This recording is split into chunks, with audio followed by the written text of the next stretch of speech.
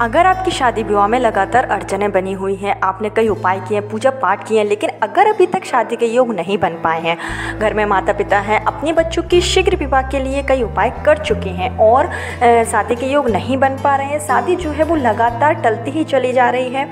कई बार होता है कि आपको लगता है कि इस बार जो है रिश्ता पक्का होकर रहेगा, लेकिन लास्ट मोमेंट पे जाकर जो शादी होती है वो रुक जाती है। शादी में अड़चन आने के कई कारण हो सकते हैं। हो सकता है कि आपके ऊपर पितृदोष है या फिर मांगलिक दोष है, या किसी ने आपकी शादी जो है वो बांध रखी हो, या ग्रहों की स्थिति जो है वो प्रतिकूल हो और गुरु ग्रह कमजोर हो, शुक्र ग्रह कमजोर हो, कोई भी कारण हो सकता है जिसके कारण शादी में अड़चनें आ रही हैं। ये जो कारण होते हैं वो प्रत्येक व्यक्ति पर अलग अलग होते हैं। तो ऐसे में अगर आप यह उपाय करते हैं जो कि मेरे द्वारा इस वीडियो में बताया गया है, इसको करने से कारण चाहे कोई भी हो, किसी भी कारण से अगर शादी में अड़चनें बनी हुई हैं, अड़चनें आ रही हैं, तो उन सब का निवारण जो है वो इसी उपाय से हो जाएगा। यह जो उपाय है बहुत ही सरल है और इस उपाय को जो आपको करना है निर्जला एकादशी के दिन। निर्जला एकादशी जो कि सबसे बड़ी एकादशी मानी जाती है और निर्जला एकादशी का हमारे शास्त्रों में बहुत ही महत्वपूर्ण वर्णन जो है बताया गया है। कहा जाता है कि निर्जला एकादशी के दिन अगर हम कोई भी उपाय करते हैं, पूजा पाठ करते हैं, पूरे विश्वास के साथ करते हैं, तो ऐसा कोई भी कार्य नहीं है जिसमें कि हमें सफलता ना मिले और भगवान हमारी प्रार्थना स्वीकार ना करें।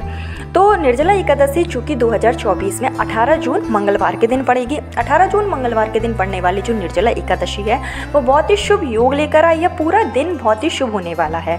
तो आपको जो उपाय बताया जाएगा वो आप सुबह के समय भी कर सकते हैं। निर्जला एकादशी मंगलवार 18 जून के दिन आप सुबह भी कर लीजिए या फिर शाम के समय आप इस उपाय को कर सकते हैं। इस उपाय को बच्चे स्वयं अपने शीघ्र विवाह के लिए कर सकते हैं या फिर जो घर में माता पिता हैं वो अपने बच्चों के लिए कर सकते हैं। घर का जो अन्य सदस्य है जैसे बहनें हैं, भाई हैं, वो भी इस उपाय को कर सकते हैं। इस उपाय को करने के लिए कोई ऐसा विशेष आपको सामग्री लेने की भी ज़रूरत नहीं है। बस इस उपाय को करने के लिए आपको पूर्ण विश्वास रखना होगा। कहा जाता है कि जब हम कोई भी उपाय करते हैं, पूजा पाठ करते हैं, अगर उसमें हमारा विश्वास शामिल होता है तो उसमें हमें सफलता जरूर मिलती है। तो इस उपाय को माता पिता अपने बच्चों के लिए करें, क्योंकि जो माता पिता होते हैं वो बहुत ज़्यादा परेशान हो जाते हैं जब उनके बच्चों की शादी सही समय पर नहीं होती है। बच्चे तो परेशान होते ही हैं, लेकिन उनसे कहीं ज़्यादा परेशान उनके माता पिता हो जाते हैं। तो ऐसे में आपको मेरे चैनल पर जितने भी अधिकतर उपाय बताए गए हैं वो ऐसे हैं जो माता पिता अपने बच्चों के लिए कर सकते हैं, क्योंकि आज के जनरेशन में बच्चों के लिए बच्चों के पास तो बिल्कुल भी टाइम ही नहीं होता है। कोई जॉब करता है, कोई एजुकेशन करता है। ऐसे में बच्चे जो होते हैं वो अपने लिए समय नहीं निकाल पाते हैं। तो जो माता पिता हैं, माँ हैं घर में, वो इस उपाय को कर सकती है। तो इस उपाय के लिए आपको जो जो चीज़ों की ज़रूरत पड़ेगी उसको आप पहले अच्छे से नोट कर लीजिए, क्योंकि जब आप उपाय करेंगे तो आपके पास ये सारी चीज़ें जो हैं वो पास में होना चाहिए। तो इसके लिए आपको सबसे पहले लेना है 2 हल्दी की गांठ। 2 हल्दी की गांठ आप ले लीजिए जो कि साबुत हो, कहीं से भी मतलब ये खंडित हल्दी ना हो, इस बात का ध्यान रखिएगा। तो 2 हल्दी की गांठ आप ले लीजिए। उसके बाद में हल्दी की गांठ लेने के बाद में आपको ले लेना है एक लाल कलर का जो स्केच आता है, स्केच पेन, वो आप ले लीजिए।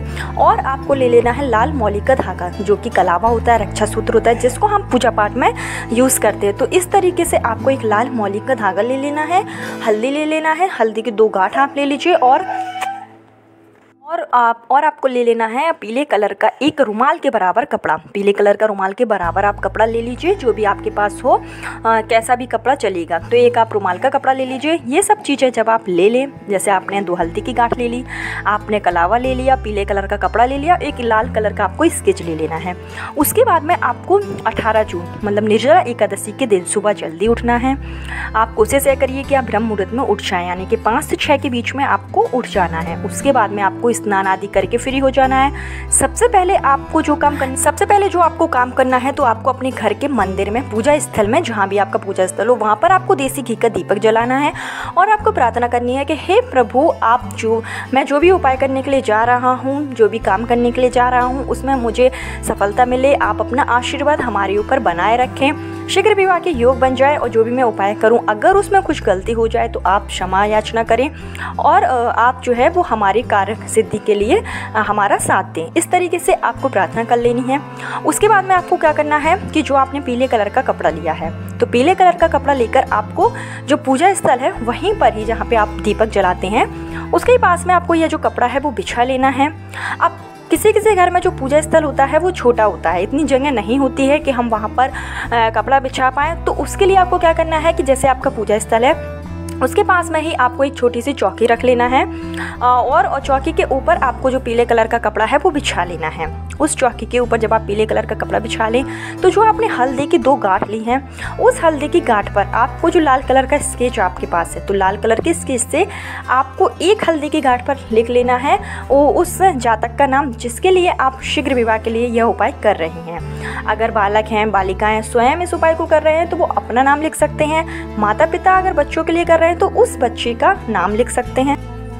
तो जैसे एक हल्दी की गांठ पर आपने उस व्यक्ति का नाम लिख लिया, उस जातक का नाम लिख लिया, और जो दूसरी हल्दी की गांठ है उस पर आपको उसी लाल कलर के स्केच से लिख देना है शुभ विवाह। आप शुभ विवाह लिख सकते हैं, अगर या तो आप शुभ विवाह की जगह जीवन साथी भी लिख सकती हैं, या तो शुभ विवाह लिखिए या जीवन साथी लिखिए, तो आप दोनों में से कुछ भी लिख सकते हैं। इस तरीके से 2 हल्दी की गांठ आपके पास तैयार हो जाएगी। तो जो 2 हल्दी की गांठ है उसको आपको जो पीले कलर का कपड़ा जो आपने बिछाया है उसके ऊपर रख देना है, और जब आप पीले कलर का जो कपड़ा है बिछा लें उसके बाद में आप शीघ्र विवाह की आपको कामना करनी है। और आपको अपने प्रभु से, जैसे कि जो भी आप भगवान को मानते हैं, जैसे कि जो निर्जला एकादशी का दिन है वो श्री हरि विष्णु को समर्पित है, तो आपको विष्णु जी से प्रार्थना करनी है। आपको श्री हरि विष्णु से प्रार्थना करनी है कि शादी विवाह में जो भी अड़चने आ रही हैं आपकी वो दूर हो जाए, जो भी आपसे गलती हो गई हो उसके लिए आप मुझे माफ़ कीजिए, और जो भी मतलब आपकी शादी में अड़चने हैं, आपका मांगलिक कार्य नहीं हो पा रहा है तो उसके लिए भगवान आपको आशीर्वाद दें। इस तरीके से आपको प्रार्थना करनी है। उसके बाद में आपको जो दोनों हल्दी हैं वो उठानी है, और जो लाल मौली का उन दोनों हल्दी को आपको उठाना है और लाल मौली के धागा से आपको 7 बार, मतलब जो दोनों हल्दी है उस दोनों हल्दी के ऊपर आपको 7 बार लाल मौली का जो धागा है वो लपेट देना है, और आपको इस तरीके से दोनों हल्दी को जोड़ देना है। तो लाल मौली के धागा से आप 7 बार इसको क्लॉकवाइज डायरेक्शन में घुमाते जाइए और हल्दी की दोनों गांठों को जोड़ दीजिए। उसके बाद में आप हल्दी की गांठ को पुनः उसी कपड़े पे रख दीजिए, और आपको जो हल्दी की जो गांठ है और जो आपने पीला कपड़ा लिया है उसकी एक पोटली आप बनाकर तैयार कर लेना है। अब इस तरीके से आपके पास पीले कलर की एक पोटली हो जाएगी।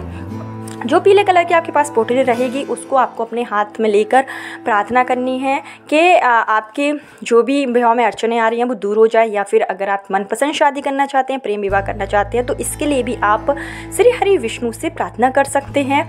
श्री हरि विष्णु का अगर हम उपाय करते हैं, निर्जला एकादशी के दिन करते हैं, तो ये बहुत ही महत्वपूर्ण उपाय है और ये बहुत ही शुभ दिन होता है। पूरे साल में सिर्फ एक बार यह दिन आता है, निर्जला एकादशी के दिन किया जाने वाला यह जो उपाय है वो बहुत ही कारगर होता है। तो जब आप पीले कलर की आप पोटली बना लें, इस पोटली का अब आपको करना क्या है, तो इस पोटली को आपको हमेशा अपने साथ में रखना है। या तो आप इसको अपने पर्स में रख लीजिए, और रात के समय आप इसको अपने तकिए के नीचे भी रख सकते हैं। जैसे कि आप दिन में अगर नहीं रख पा रहे हैं तो रात के समय तो इसको आपको अपने पास में ही रखना है। तो जहाँ भी आप सोते हैं उस तकिए के नीचे आप इस पोटली को रख लीजिए। पूरी रात भर आप इसको रखे रहने दीजिए। जब सुबह हो तो इसको आप उठा लीजिए और किसी साफ जगह में रख लीजिए। पूजा स्थल में भी रख सकते हैं, और पुनः अगले दिन आपको इसी तरीके से पोटली यह जो पोटली है फिर आपको पुनः अगले दिन इसी तरीके से तकिए के नीचे रखना है। जो भी शीघ्र विवाह के लिए उपाय कर रहा है उसके तकिए के नीचे आपको यह पोटली जो है रख देना है। इस तरीके से आपको जब तक यह पोटली अपने पास रखना है जब तक कि आपके विवाह के योग नहीं बन जाते हैं। जितना भी टाइम लगे यह पोटली आप संभाल कर रखिए, और पुनः आप रोजाना इसी तरीके से पोटली को अपने पास रखते जाइए। और जब आपके विवाह के योग बन जाए, आपकी शादी हो जाए, उसके बाद में आपको यह पोटली ले जाकर किसी भी बहते हुए जल में आपको इसको प्रवाहित कर देना है। अगर आपके घर के आसपास बहता हुआ जल नहीं है तो आप इसको पीपल के पेड़ के नीचे भी रख सकते हैं, या फिर आप एक काम और कर सकते हैं कि कहीं पर भी जैसे प्लॉट वगैरह हो, मिट्टी वगैरह हो, उस मिट्टी में आप इस पोटली को अच्छे से दबा सकते हैं। तो 3 कारण में से आप कोई भी कर सकते हैं। इस तरीके से आप निर्जला एकादशी 18 जून मंगलवार के दिन अगर आप यह उपाय करते हैं तो आपको इसमें पूर्ण लाभ होगा, पूर्ण सफलता आपको मिलेगी। शीघ्र विवाह के आपके योग जो है वो जल्दी से जल्दी बन जाएंगे। छोटा सा उपाय था, लेकिन अगर आप इसको करते हैं तो आपको पूर्ण लाभ होगा। कल फिर मिलती हूँ नए वीडियो नए उपाय के साथ। जब तक के लिए राधे राधे।